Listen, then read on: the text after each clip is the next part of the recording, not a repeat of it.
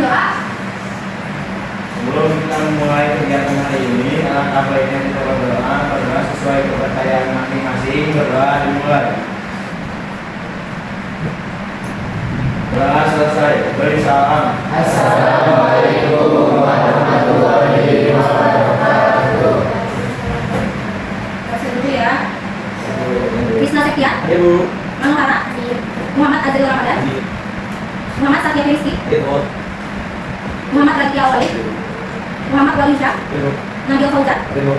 Rena Ramika, Ridho Putra, Ibu. Siti Lutfia, Anggistan Nirmala, Ayu Nabila, Fikri Alisma, Gusti Ramadan, Ibu. Reza Kasafian. Ibu. Assalamualaikum warahmatullahi wabarakatuh. Waalaikumsalam warahmatullahi wabarakatuh. Selamat pagi semuanya. Pagi. Mana kabarnya, sehat? Alhamdulillah. Mood kalian dalam kondisi yang baik? Baik. Semoga mood kalian secerah hari ini. Ya. Nah, untuk hari ini kita akan mempelajari mata pelajaran atau materi yang baru, yaitu berkaitan dengan pembelajaran coding dan kecerdasan artifisial atau KKA. Untuk fokus materi kita hari ini, kita akan lebih banyak mengulik atau mempelajari tentang cara pengoperasian dan pengaplikasian perangkat kecerdasan artifisial. Sebelumnya, saya rasa kalian pasti sudah familiar dengan kecerdasan artifisial atau AI. Sudah ya? Apalagi di era yang serba canggih sekarang, yang sudah digital sekarang, kalian sudah termasuk anak-anak Gen Z ya? Nah, jadi kayaknya untuk anak-anak Gen Z itu sudah nggak asing sama modernisasi. Dimana kakak rasa kalian semuanya sudah punya handphone masing-masing. Sudah ya? Nah, dari umur berapa kalian sudah punya handphone? Kelas 4 SD? Oh, sangat muda ya? Masih muda. Tapi di kalian gunakan handphone kalian dan perangkat kalian seperti laptop itu untuk apa sih? Main games. Bagus. Dan kalau kalian perhatikan dari era ke era, mungkin kalian saat pertama kali pegang handphone di kelas 4 SD, gitu ya, kalian belum banyak menggunakan aplikasi-aplikasi yang ada di handphone. Biasanya menggunakan handphone itu hanya untuk sebatas game saja. Untuk mendapatkan ilmu, nah salah satu hal positif yang bisa kalian lakukan dengan mobile kalian atau handphone kalian adalah dengan mendapatkan ilmu. Ilmu itu bisa dicari dari mana aja kan?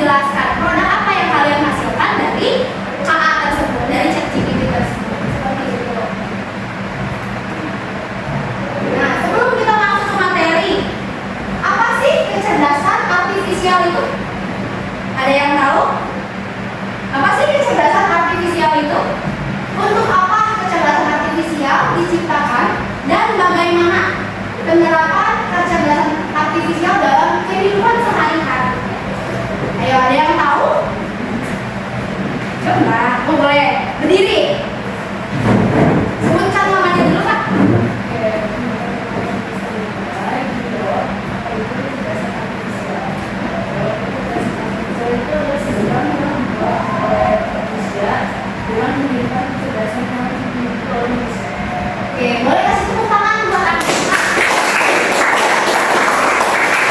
Jadi, kecerdasan artifisial adalah kecerdasan buatan yang digunakan untuk membantu manusia, gitu ya. Nah, untuk apa diciptakan tadi? Untuk membantu manusia atau mempermudah pekerjaan manusia. Walaupun mungkin ada beberapa sekarang di era perkembangan zaman ada beberapa teknologi-teknologi yang sudah mulai menggantikan posisi manusia. Tapi sebetulnya KA atau kecerdasan artifisial ini dibuat dengan tujuan awal yaitu untuk membantu pekerjaan manusia. Tapi semua itu tergantung dari bagaimana kita memanfaatkannya. Kalau kita bisa berkolaborasi dengan KA, bisa jadi kita hidup berdampingan tuh dengan KA. Itu ya, tidak ada yang saling dirugikan. Kalian bisa memanfaatkan KA dan KA pun akan berkembang. Tapi ada beberapa pengertian dari Heracli. Nah, yang pertama ada John McCarthy tahun 1956 yang diperkenalkan pada lokakarya Dartmouth College tahun 1956. Beliau menjelaskan bahwa KA sebagai ilmu dan rekayasa dalam menciptakan mesin cerdas, terutama program komputer yang cerdas. Lalu ada juga Russell dan Norvig pada tahun 2021 dalam Artificial Intelligence a Modern Approach itu menjelaskan atau mengklasifikasikan KA ke dalam 4 pendekatan utama. Jadi ada 4 pendekatan untuk penggunaan KA. Yang pertama adalah sistem yang berpikir seperti manusia. Nah, jadi meskipun KA itu adalah kecerdasan buatan, tapi dia diprogram untuk berpikir layaknya seperti manusia. Dan dia juga diprogram untuk bertindak seperti manusia. Lalu berpikir secara rasional. Nah, berbeda dengan manusia, di mana manusia itu kan cara pola berpikirnya masih dipengaruhi dengan logika dan emosi. Sedangkan kecerdasan artifisial dia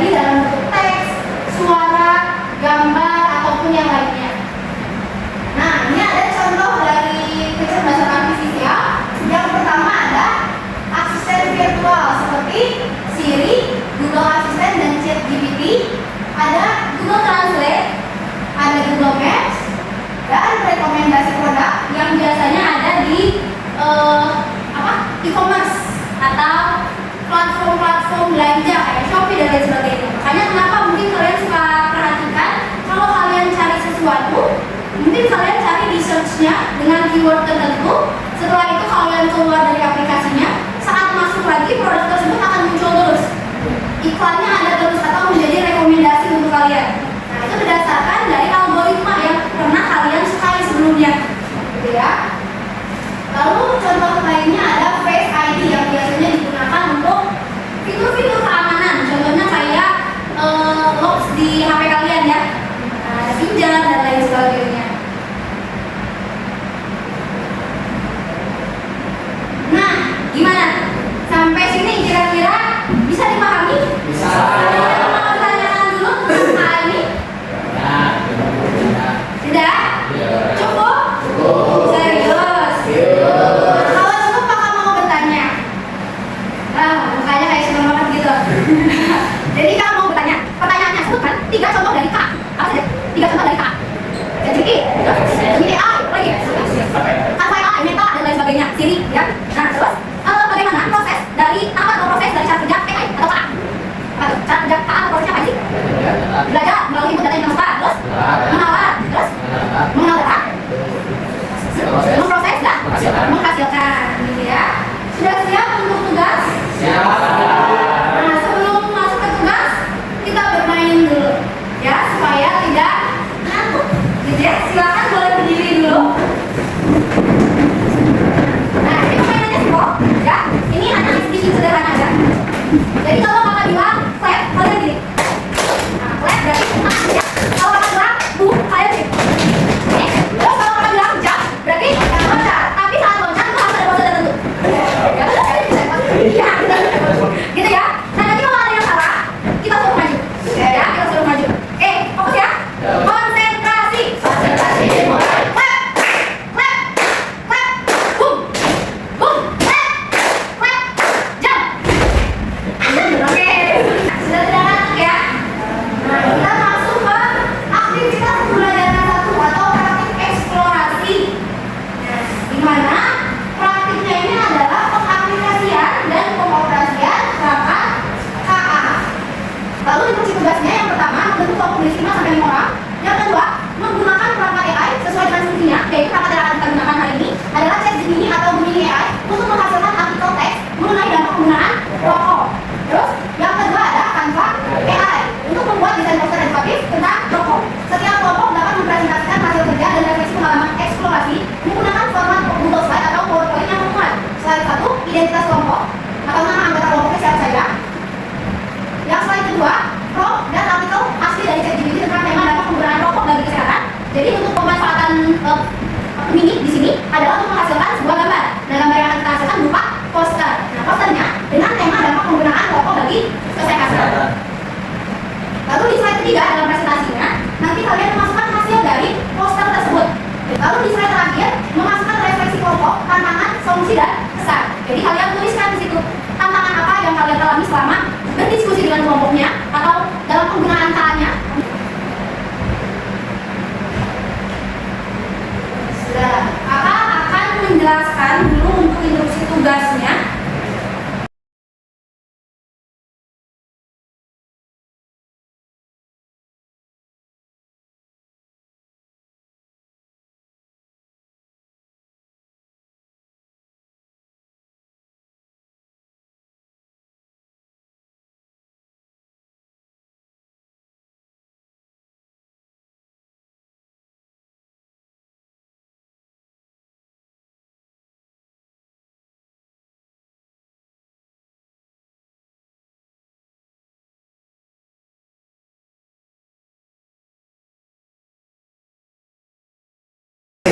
Assalamualaikum warahmatullahi wabarakatuh. Waalaikumsalam warahmatullahi wabarakatuh. Kami dari kelompok 1 ingin mempresentasikan hasil dari pemanfaatan atau penggunaan KA di bidang desain yang menghasilkan sebuah poster bertema bahayanya merokok.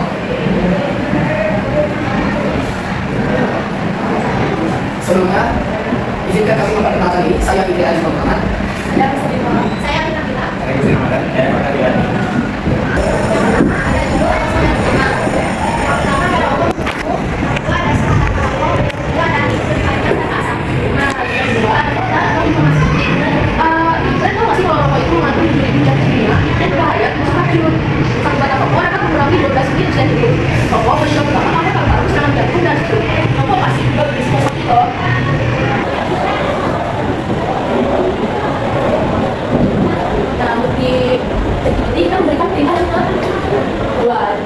kita meminta perintah, kita memberikan perintah tentang apa saja sih bahaya rokok dan bagaimana solusi mengatasinya.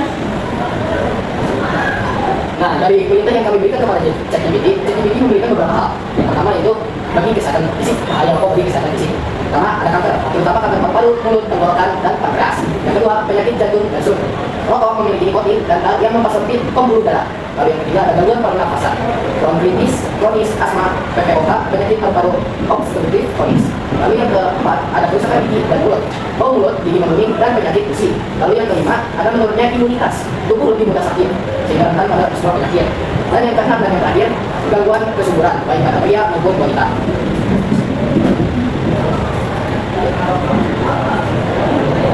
Perintah ketiga ada buatan saya poster berukuran A4 dengan orientasi spotlight dengan tema hidup lebih panjang tanpa asap dengan ukuran aksial dengan sebuah elemen visual berupa asap dan karakter peserta didik. Di dalamnya terdapat isi berupa satu rokok dapat mengurangi iritasinya usia hidup dan ada penyakit-penyakit yang dampak yang terjadi bakal jadi rokok. Sama ada kanker, penyakit jantung, organ stroke, gangguan pernapasan, kerusakan gigi dan mulut. Nah, selain itu kita juga solusi untuk menghindari rokok. Pertama ada berhenti rokok, hindari lingkungan resiko, minta dukungan. Terima kasih. Apakah ada pertanyaan? Wabillahi taufiq wal hidayah. Wassalamualaikum warahmatullahi wabarakatuh. Waalaikumsalam. Dah. Duduk lagi.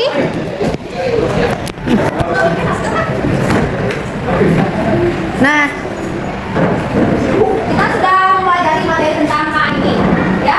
Apa yang kalian dapatkan dari materi hari ini semoga tidak langsung dilupakan, ya. Gimana pembelajaran hari ini? Seru.